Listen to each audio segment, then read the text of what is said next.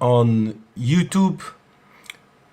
So, hello everyone on YouTube, hello everyone on Instagram, on Facebook, on LinkedIn. So I just want to welcome you all for this informal live session where I will be discussing a little bit about my first impressions about the Pmbok Guide 7th edition that was released recently by the Project Management Institute.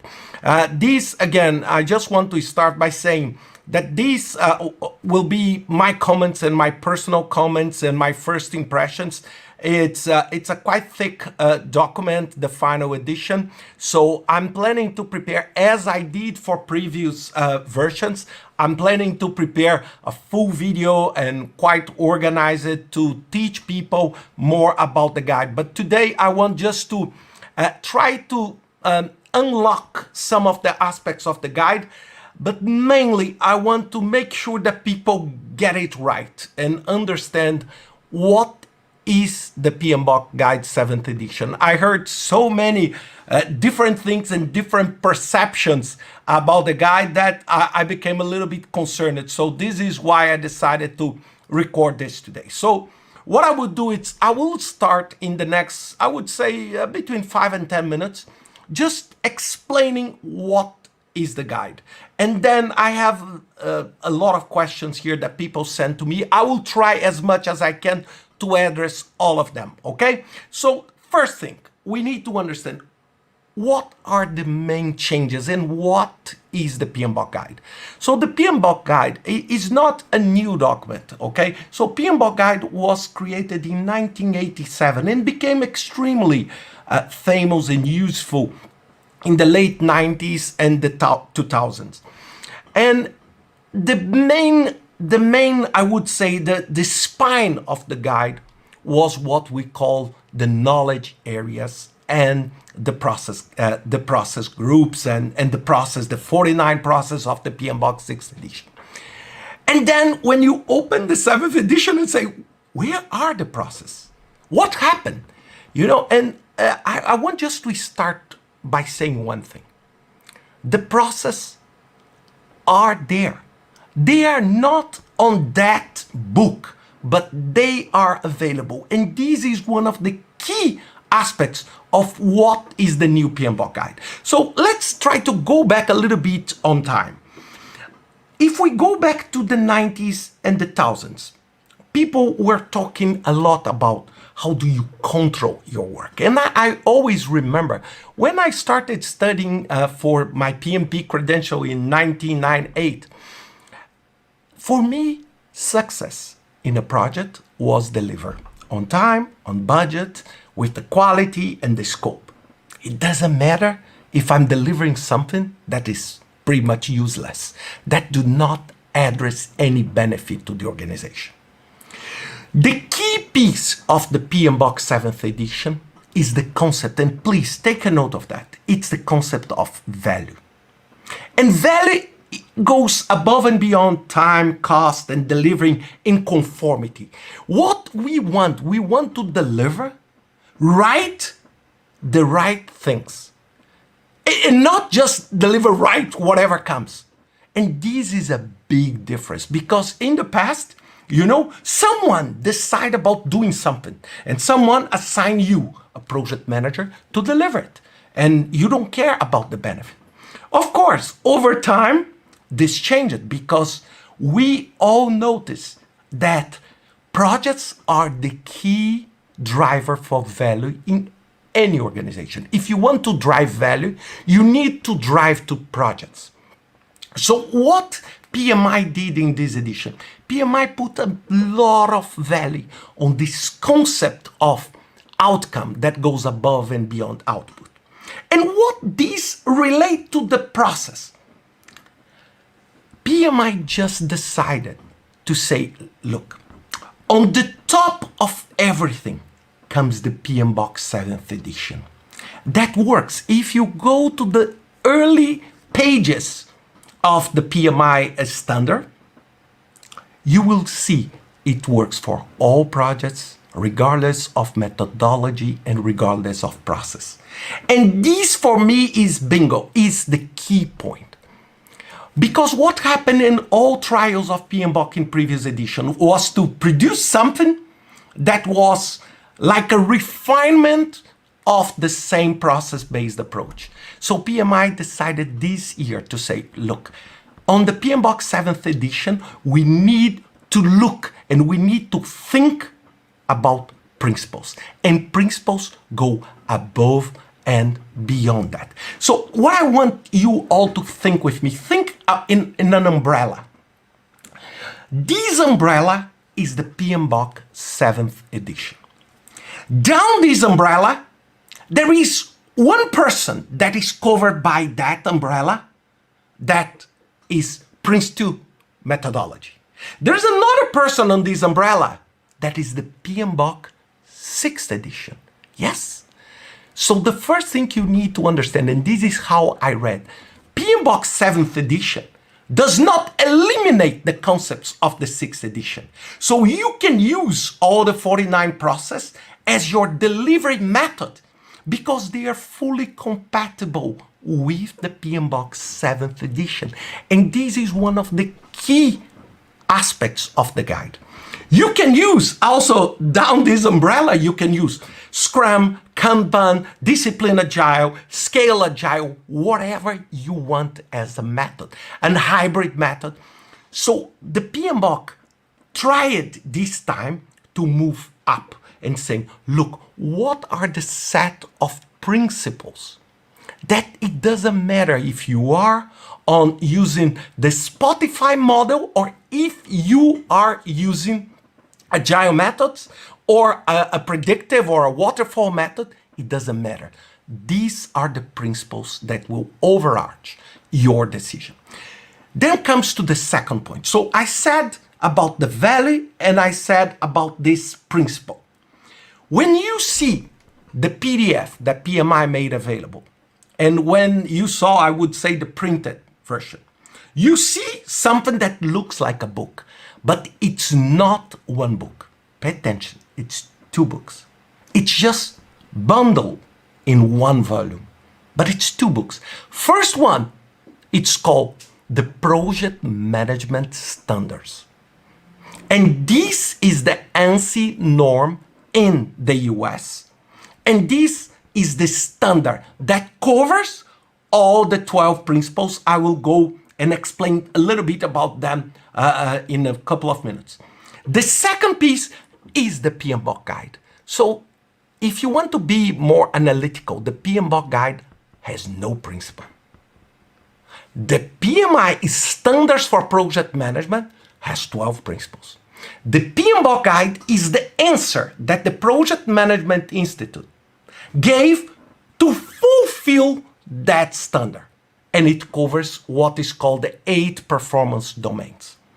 So let me explain the first. Let's talk now about the first piece, the 12 principles. So I have all of them here with me. So you see, during the weekend, I tried to make some drawings and this. So I'm planning to do something to help you to memorize and to help you to understand that.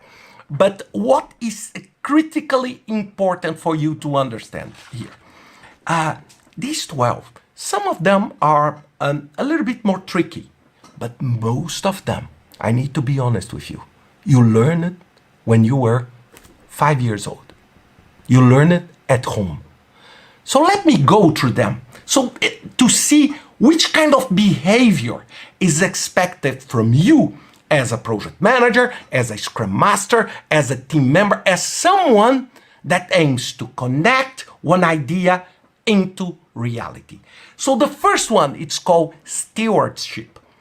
So it's the act of caring and taking care of others. So it's to follow the ethics. It's to do the right things. So this, as I said to you, I hope you learned it when you were 5 years old.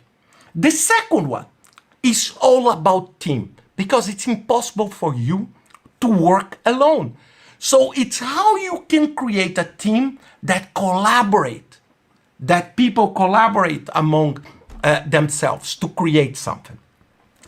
The third one is about stakeholders, but it's not managing stakeholders. There is a tricky word here. It's engaging stakeholders. What is engaging stakeholder? It's much more than manage. They are not pieces on a chessboard that you just move the way you want. No, you need to engage them. You need to bring them to your field so you can create this collaborative approach with them. The fourth one is the value. This is the key aspect. So every single minute that you are carrying out a project or a product development, you should think, am I delivering value through that? Does this feature on my software delivers value? Does this feature on my industrial plant is delivering value? How does this work? Is to be paranoid about how you add value to your work as a project manager. And let me just stop here for a second and tell you one thing. This is just incredible and amazing. And let me say to you why this is so important. Because this is making all of us more valuable to organizations. So many times we are segregate as a project managers to, to the basement. Something like the executives, they think on the top floor and then they just throw something in the basement to be delivered. With that, when you connect your work to the delivery, the value chain of your organization, you are adding value to your own work and to the work of your team. So this is one key piece for you to understand. The other one is system interaction. What is that? This is about system dynamics, but basically in a very simple way for you to understand. This is just to understand that your project is connected to a whole ecosystem inside your organization and outside your organization. And maybe one piece outside can directly affect your work in the project. You are not an isolated system.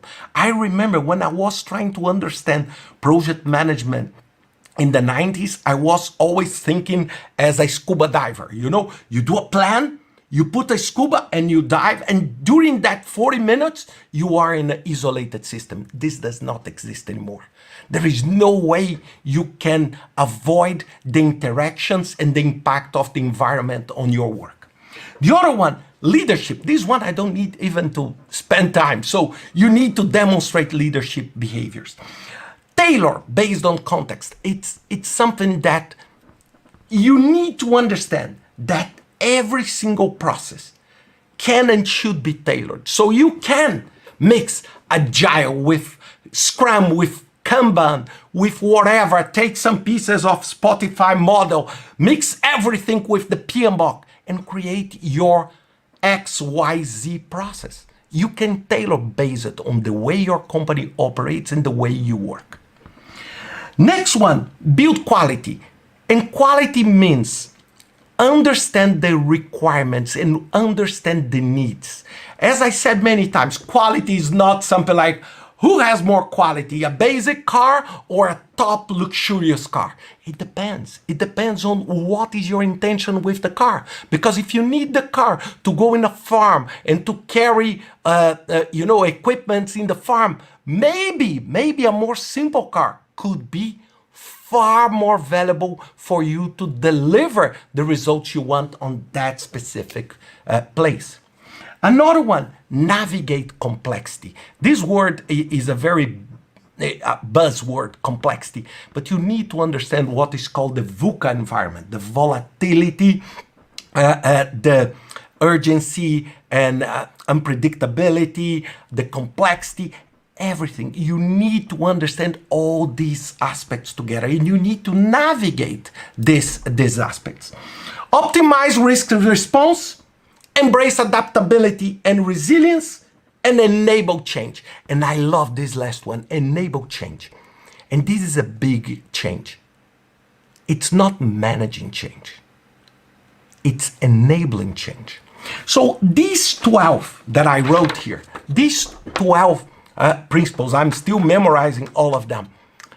They are something like behaviors. And I can tell you, it's impossible for you to disagree with that. It's impossible to say, oh, no, I don't believe because I'm using Agile, so then I don't need to exercise leadership.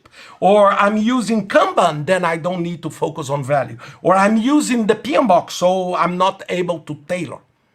So think about that. And one more comment I want to make. Every time I say Pmbok, you need just to pay attention in one thing. There is the Pmbok 7th edition, the concept of the performance domains and all this upper knowledge. And then there is the Pmbok 6 with the 49 processes and everything else that I have on that YouTube video that many people like. So you need to understand that one is not fully replacing the other. They are using the same name, but they complement each other. And through the PMI, what PMI call the PMI Standards Plus, you can have access. So my short answer to all of you, the process have not gone, okay? They still exist, and for those who need, they can use that, okay? They can use that. Then I go to the second one, the second piece. The second piece is called the Performance Domains and the Pmbok Guide. So what PMI did? PMI created this, okay? This is a basic graphic or visual representation of the 8 performance domains. So what they did differently, in the Pmbok 6th edition, there was a process, a 49-step process through 10 knowledge areas. Now, what PMI is saying is that you have 8 performance domains to handle all at the same time. It's like jiggling balls, you know, you need to cover all of. There is nothing that is more important or less important. There is nothing that comes first or come after. You need to understand that all of them happen together, okay? And the first one is stakeholder. So did you see that it's something like the Pmbok guide given an answer to the project management standard. So it's very important that you see that they are connected. So this is all the process to manage stakeholders. The second one is to manage the team. How do you create a team? Types of team. How do you build leadership on the team? The third one is the development approach. The third one means what will be your development? So if you ask me where on the Pmbok 7th edition I will find about hybrid models, agile models, predictive models, exactly on the development approach and life cycle. Let me stop here and make a quick comment. One of the things that many of you will feel, and I felt the same, okay? So just don't be scared because I felt the same. When we work with project management, and most of us, we are from engineering, from technical side. So we have our minds in a very, schematic way. We love process, we love cause, consequence, bullets and this.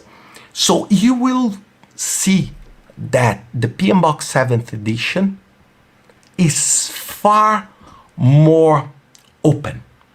It's far less predictive for you. No, not predictive in the sense of waterfall, but it's not something that say, do this, do that. So what you will see in every chapter about the performance domains, you will see a set of literature about that topic. For some of you, this will be easier, more fluid to read. For others, it will be sometimes too vague. So I don't have an answer. So for some people will like, some people will like less. Okay, but you just need to understand that you should not prepare that boxed view of the Pmbok 6.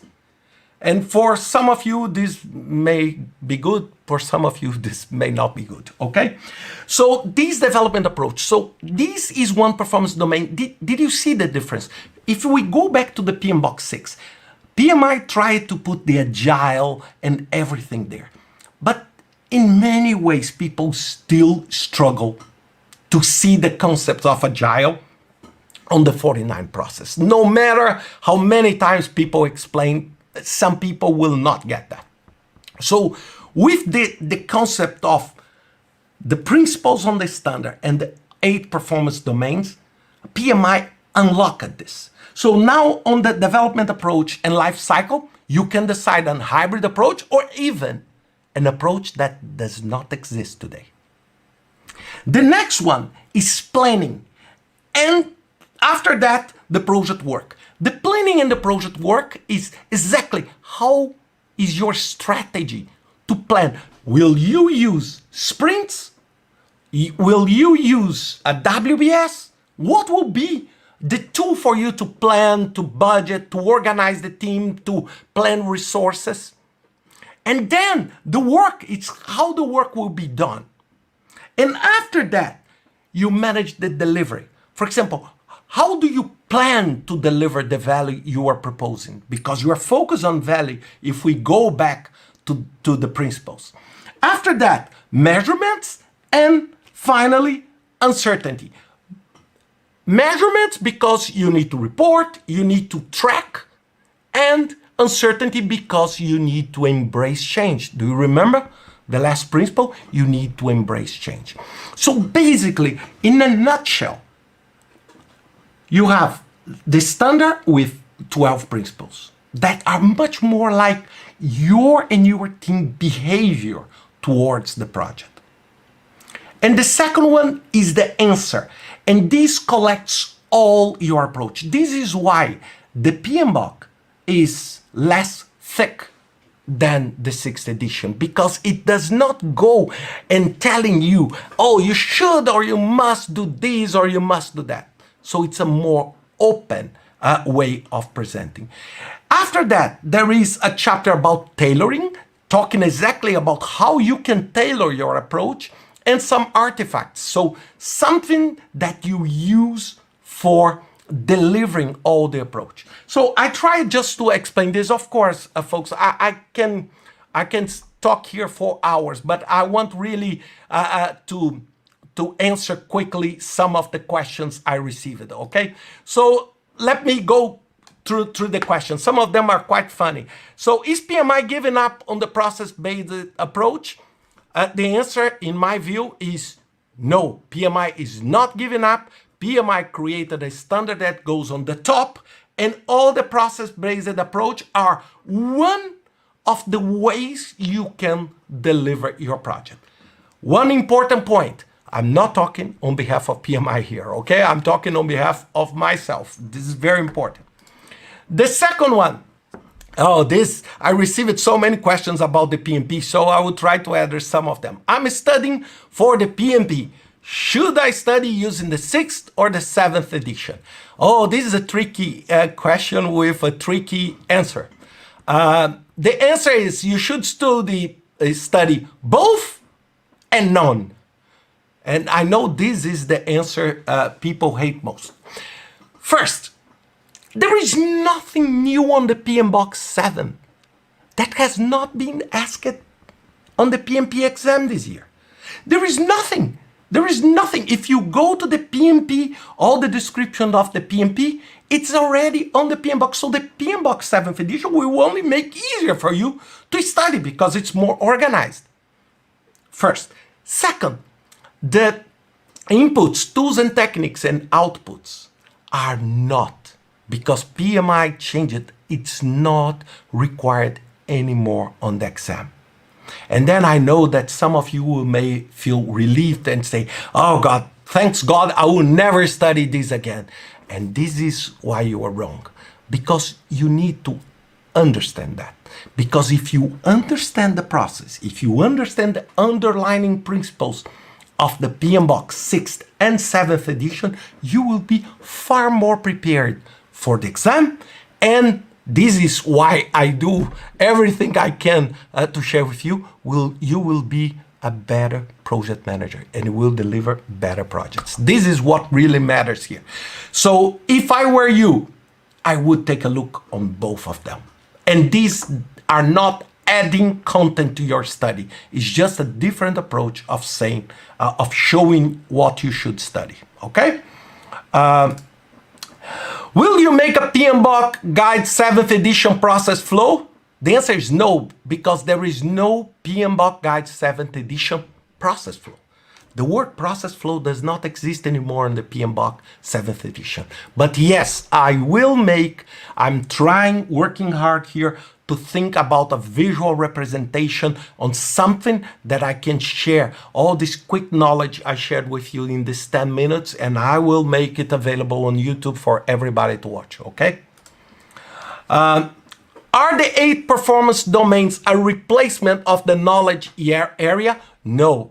They are different. Of course, some of them are similar because, for example, when you see stakeholder, and stakeholder is the knowledge area. But the concept, the underlying concept of performance domain is not the same as knowledge area, okay?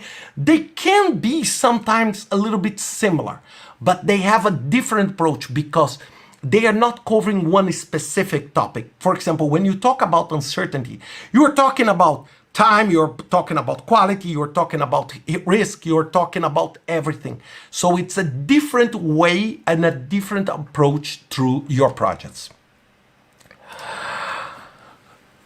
Do you believe that PMI is going to the right direction with the new release?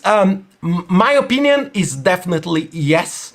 I would love to see this before, okay? This even before, because I think it's you know, there is a lot of movements, and I think that the approach on the Pmbok up to the 6th edition became sometimes a kind of confrontation with agile and agile methods.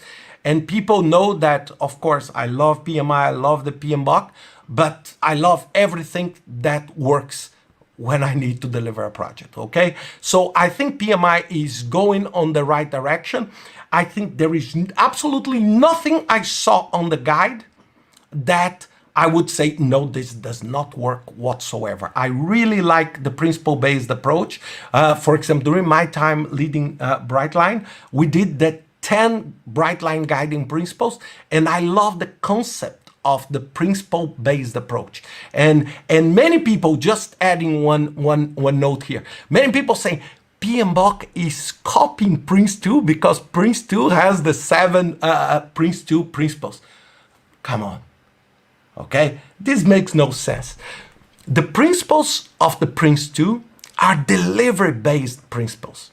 They are management by exception, and so they are not related. Just because the word principle has been used, we are not talking. So if I tell you, oh, these are the principles for a happy life, and you say, oh, so now you're copying the Pmbok guide because you are using the word principle. So let's be a little bit smart on that, okay? Okay, this a person said, I believe that the Pmbok is useless. I do not intend to read it. Will you waste your time reading it?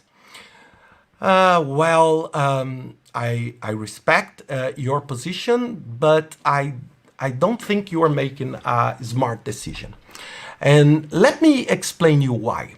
In my whole career, and every time I talk to people about project management, I always say that you need to amplify your knowledge.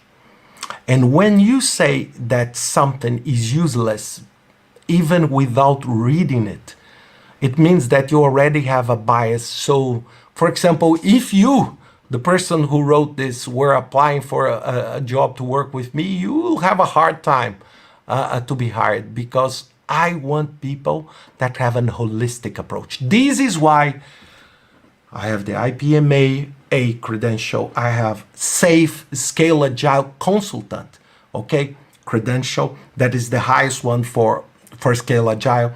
I have Scrum Master. I have AACE, a cost certified professional. Everything, PMP, everything. So, and everything is valuable to improve your knowledge. And you should be smart enough to see when that fits to your direct needs and where that may fit in something different. So think about that. So don't be, I would say, silly of saying that something is useless if you don't know it. I work in Agile. PMI lost its track on agility. Is it still worth to read the Pmbok? So same answer, okay? I think that PMI took a little bit longer to understand agility, but now I think PMI is doing a lot of effort on that. And we need to see that we live in a world that is in permanent change. So we need just to be prepared, because today is agility, tomorrow is whatever, okay, that comes. So it's important for all of us to understand what really works for what we need, okay? If you were able to go back, would you focus your time doing the PMP or pursuing another credential? Oh, then I'm sorry, I'm talking about market now. First, I would do all credentials I could afford. I told this many times. I spend around 10% of my time and 10% of my revenue on professional training, on credentials, on going to congresses. For me, this is my savings account. You know, when you take a money put aside, I take a money and put on the knowledge, because this for me is my biggest asset. So if I would go back and do the PMP again, it's not 100%, but it's 200%, 300%. But I would do CSM too. I would do everything again. Maybe the question you're asking is that, is PMP worth more or less than other credentials? Then it's a little bit more tricky. I would say that PMP is one of the most valuable credentials people can have. China is growing dramatically. Several countries are improving that. However, some areas are seeing, I would say, a less interest for the PMP. For example, technology, transformation, and this is why, for example, people are shifting towards agility.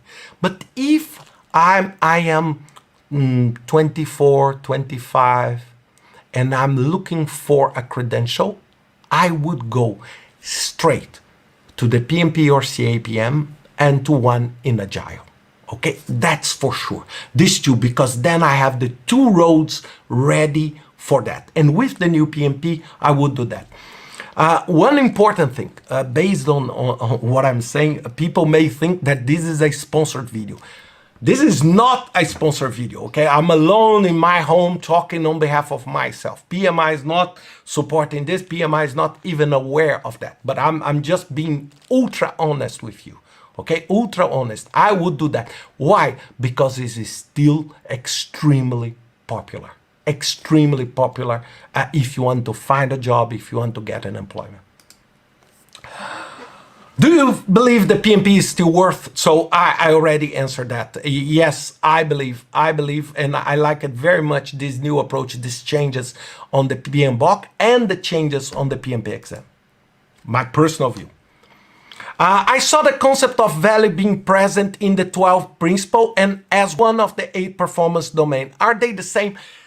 Important. You need just to understand that the principles are much more behaviors, and the performance domains are much more about the strategy you should use to deliver based on that principle. So you will see that. You will see that with stakeholder. You will see that. So there is a combination. So many times when you read, you'll see that one piece here connects to the other.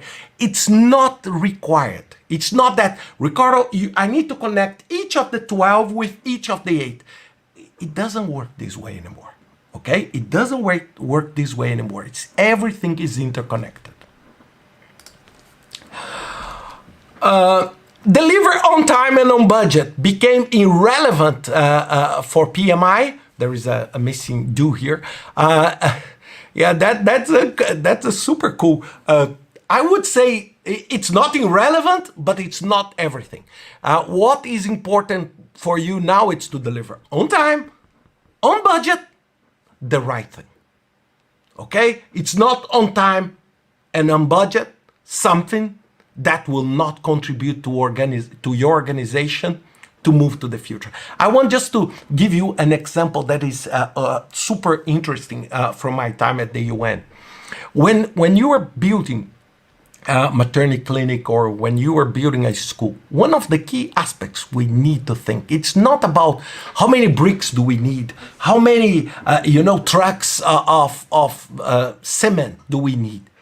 We need to see, okay, how we will operate that maternity clinic. Do we have midwives? Do we have doctors? What is the maintenance of the equipment we are putting inside this clinic? What we want at the end is to make that clinic something that delivers value to that society in Haiti, for example, to that society. So this is exactly what is the key. And this is transforming our work as project manager, scrum master, whoever you want to call this role, higher. Instead of being in the basement, just receiving a piece of paper through the door saying, deliver this at this time and this budget, I'm sending this, and you are participating of contributing to delivery of value on the top. This is for me one of the greatest things I see on the Pmbok. I see on several agile methods, and I'm seeing now when we are talking about digital transformation, business transformation, organizational transformation. Okay? I see that the new Pmbok as something less prescriptive than previous versions. Do you agree?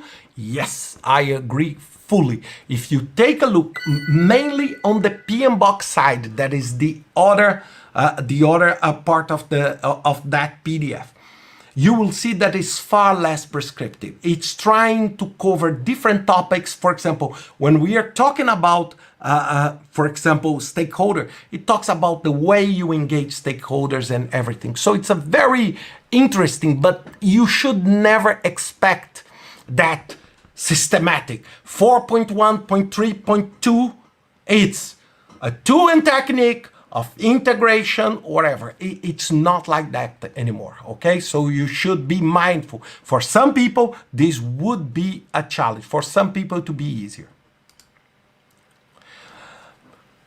In your podcast, you said about using the Pmbok 7th edition with the 6th edition. Is this possible? How? Yes, it's possible. The Pmbok 6th edition, I don't know if they will still call it 6th edition. That 49 process, oh, it's not lost. And this is very important. If you are using a model, that is predictive, if you want to use that process, you just go ahead and it's perfect, absolutely perfect. The Pmbok 7 goes on the top. Again, Pmbok 7 is not necessarily replacing the concept that we are talking on the Pmbok 6. Okay? They still have the same name, different versions, but everything else will be kept on as an online version for people to use. Okay? Okay. When the exam will change to reflect the new Pmbok? I think I received this question probably 10 times. Okay, 10 times. First, it's already reflected. It's reflected since the beginning of the year. Because since the beginning of the year, the idea of value, the idea around the Pmbok 7th edition was there. So there is nothing to change.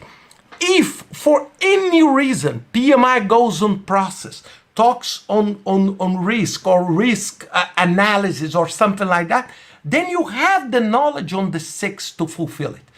Again, it's not expected. Of course, I did my PMP exam 22 years ago. So it was not like yesterday. So it was different. What is important for you to know is that it's not expected that the PMP exam is a memory test. Okay, so it's not expected that the tool to do that is, Okay, even for CAPM, that is the entry certification, it's not expected that they will ask such a memorization question, okay? I'm not talking again on behalf of PMI. This is just my perception and based on what I learned. Okay, what are the top credentials someone in the area should pursue? This is my personal view. I would say PMP, I would say one certification in Discipline Agile, one certification in SAFe, one certification from IPMA, and if you are on the construction side, engineering side, one certification from AACE. And you may say, oh, it's a lot. Yes, it's a lot. If you want really to highlight, you should do that. And I'm still doing it. Okay, so it's something that is very worth if you want to try. I have some comments here, so let me just go very quick here to some of the questions because I don't want to be over time. Pedro, when will PMI embrace ESG factors directly on the Pmbok to solve sustainability problem? Oh, this is a good question. I'm not the person to answer that. My PhD was exactly on sustainability factors. I think PMI is doing already something on that and will release something on that. I don't think this, Pedro, is my opinion, that PMI will do something on the Pmbok guide. PMI will not accompany because the Pmbok guide should be probably with this version something more perennial and something that could be used for a longer time. Okay. When are you doing the new scheme for the Pmbok 7th edition? I will do something as soon as I can, okay? As soon as I can. So I love to contribute, but you know, I need to work now. For example, it's 10:42 p.m. Here in Portugal, so I will do the best. But one thing that you should not expect, Carlos, is that there is no process flow for the Pmbok 7th edition. There is no, it doesn't exist on the 7th edition. The process flow that is used is the 6th edition and will be on the PMI Standards Plus, okay? Victor, is there a draft available online? Victor, it's not a draft. The final version is available for all PMI members to download. So you go on your members area and you can download it. Okay. Okay. This is just a comment. Okay. Thank you, Naim. Thank you. I'm very happy that it was helpful for you. João. Hi, Ricardo. In your opinion, what's the best way to define a contingency values for projects? It depends on the amount of risk you're handling in a project. If you have a framework, for example, if it's a construction project that may be large, one of the aspects, mathematical aspects for you to plan financial contingencies is through what is called expected monetary value. So you calculate the probability, you multiply the probability times the amount in danger, and then you calculate this reserve based on that, okay, on this contingency. I have some podcasts on that. However, if you are working in a completely uncertain event, then you need to estimate this in a much more holistic way, and usually you need to have far bigger contingency because the uncertainty, every time uncertainty comes into place, you need to increase contingency. This is normal and it's everywhere this way, okay?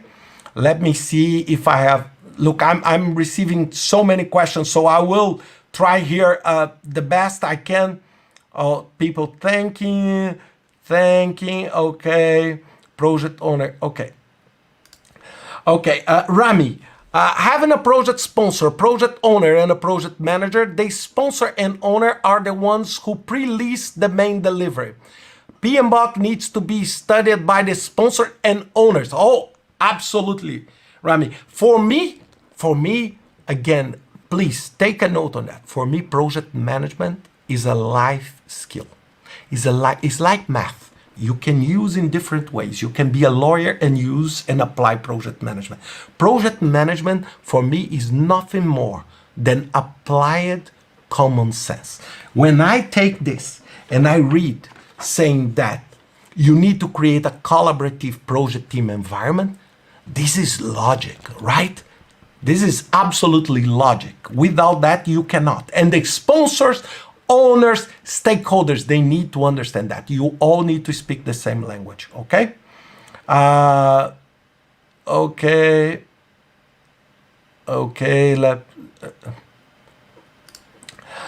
Is there something mentioned about ADKAR model for change management? Veronese, I'm not able to answer you that because I read, but I haven't finished yet. I have a pile of things here, but I suspect that there is nothing on ADKAR. But I have a podcast about ADKAR that you can listen on the web, okay? Okay, let me see.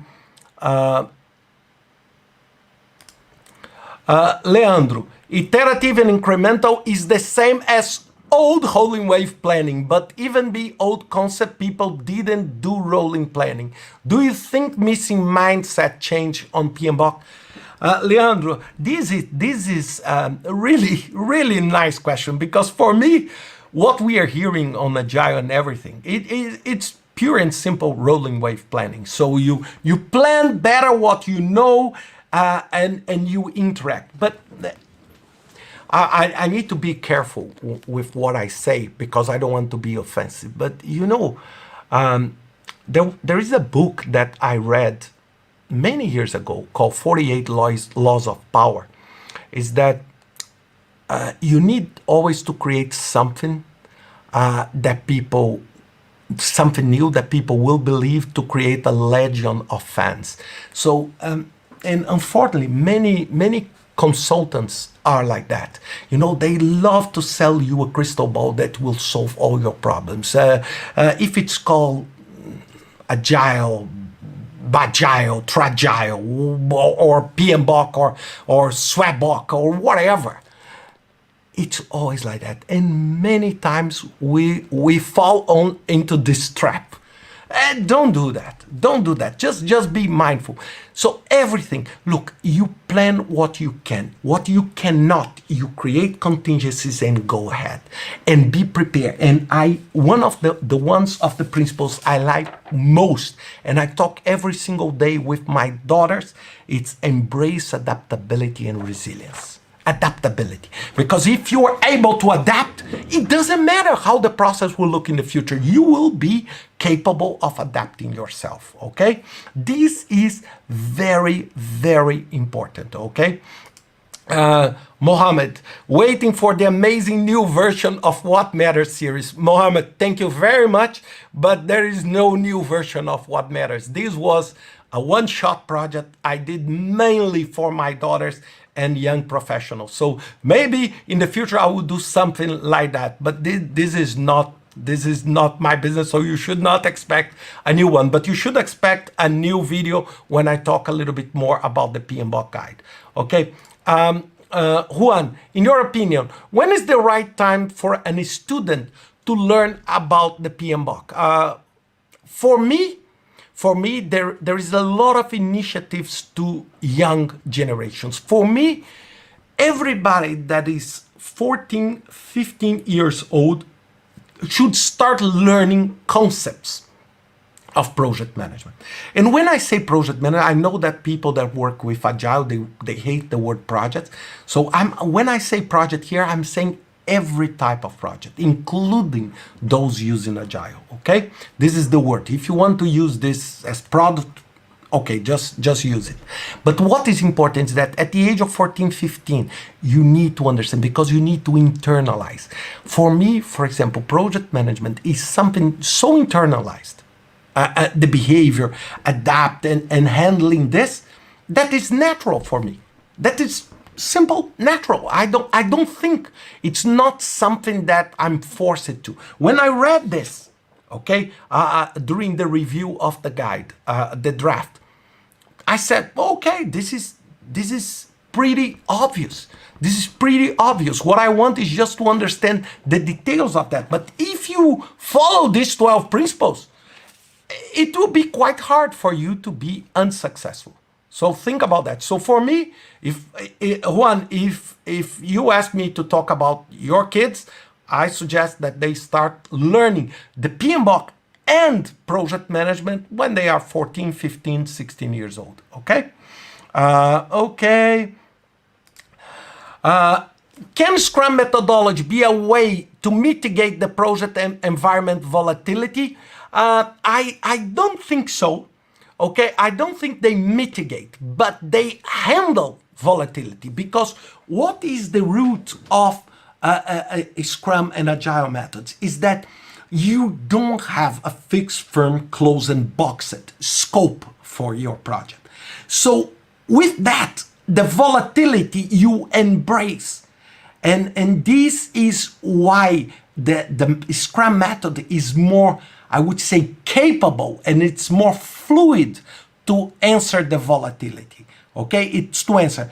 But if you have also a nice rolling wave process, you can answer this volatility. What you cannot answer volatility is when you have a fixed firm price, closed scope, everything, closed deadline, everything, and then reality comes, because reality is never predictable.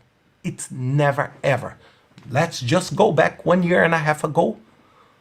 Nobody was thinking about COVID, and take a look now, what are the consequences? So think about that. Okay, the last one, is the Pmbok 7th edition alone enough to pass the PMP exam? No, it's not. The Pmbok is one piece. Remember, your experience matters. Your experience. This one thing at this point. A lot of people ask me why I don't teach Pmbok, PMP courses, PMP prep courses. I don't do that. Why? Because for me, it's a mistake if you look for the PMP credential. You need to look how to be a good project manager. And if you aim this, the PMP will be so easy for you. It will be a brainless a process. You know, it's very important. You need to understand that your project management ability is your life skill. So always and always think about that, okay? Never miss this, because sometimes people miss the shot. They think, I am a PMP and now I became a Superman with superpowers. This is not the reality. If you pass the PMP, you just gave your first step through your professional life. So don't think about that. So if you pass the PMP using only the Pmbok 7th edition, I would be very sad. I would be very sad, okay? So I think you need to study far more than only that, okay? Think about that. Ricardo, could you talk about the role of communications in the Pmbok 7? Yes, as far as I saw, the communication is heavily present on the stakeholder piece, okay? On the stakeholder piece and the leadership piece. So, but it's not connected directly as one, I would say, as one unique piece like it was chapter 10 of the previous Pmbok, okay? Will this event offer PDU? No, sorry. I hope it offers you knowledge, okay, but not PDU. Okay. One final thing that people ask is that do my online course covers the new Pmbok? No. The online course I have in the online school covers the Pmbok 6th edition. That is still valid. Again, as I said, I'm releasing, and I will release a course on the Pmbok that will be bundled with the Pmbok 6. So All students that registered for the Pmbok 6th edition will have all the money they invested back to the 7th edition. So you don't need to think about that. What is important, and my final message and the key takeaways, 2 minutes now. First, think about value. You need to understand the concept of value. It's not just deliver on time and on budget. This is a key piece for the exam and for your professional life going forward. Second, that guide, it's not just the Pmbok guide, but the Pmbok guide and the standards. The standards, 12 principles, most of them related to human behavior. Second piece, the Pmbok Guide 7th edition, an answer that PMI is providing to that 12 principle, basically with a set of 8 performance domains that will be executed one after the other? No, all at the same time. And they could cover different delivery approaches. They can cover predictive of waterfall. They can cover easily agile, Kanban, whatever you may decide to handle your project. Think about that, and I'm planning to release as soon as possible a nice video with a nice scenario with, I would say, the sticks and everything, talking about this in a different way. I just need now a little bit of time to make it happen, okay? Thank you all for participating. This video will stay on my YouTube channel. So if you want, you can subscribe my YouTube channel and turn on the bell for notifications, because then you will watch the video first time it's released. Okay, thank you very much. Good night. Bye-bye. Take care.